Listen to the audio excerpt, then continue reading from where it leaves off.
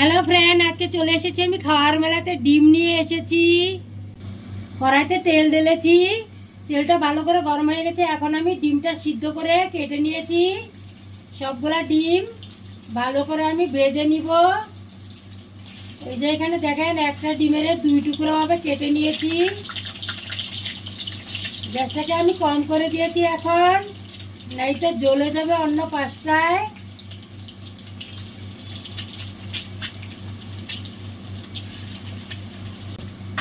আমি হাফ চামচের মতন হলুদের গুঁড়ো ঢেলেছি, হাফ চামচের মতন নুন ঢেলে দিয়েছি। দেখো ডিমটা আমার ভাজা হয়ে গেছে, আমি অন্য পাশটা উল্টায় দিয়েছি, গোল্ডেন হয়ে গেছে। এখন নামিয়ে দিব। ডিমটা ভেজে নিয়েছি, আমি থালার মাঝখানে নামিয়ে দিয়েছি। দেখো একদম গোল্ডেন হয়ে গেছে।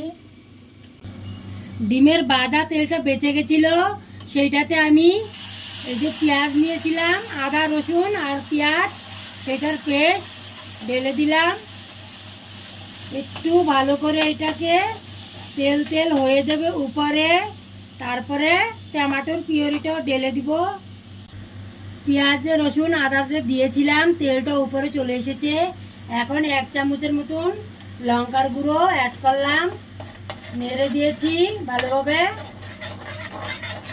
বেশি কিছু মশলা দিব না আমি, এর সাথে আমি টমেটোর পিউরিটা অ্যাড করে দিব। আর কিছু মশলা অ্যাড করব না আমি। ভাজার সময় অল্প নুন ঢেলেছিলাম, এখন আরও হাফ চামচের মতো নুন অ্যাড করে দিয়েছি। আমি জল দিব না, উইদাউট ওয়াটার দিয়েই পেঁয়াজের আর টমেটোর রস ছিল সেটা দিয়ে তৈরি করব। দেখো কি পেঁয়াজ আর যেগুলো দিয়েছিলাম মশলা, এটার মশলাটা রস চলে এসেছে। এখন আমি একটাকে ঢেলে দিব। এইভাবে অবশ্যই ঘরে একবার টমেটোর দিয়ে আন্ডা কারি বানিয়ে খাবেন। আজকের আমার টমেটোর কারি শেষ হয়ে গেছে।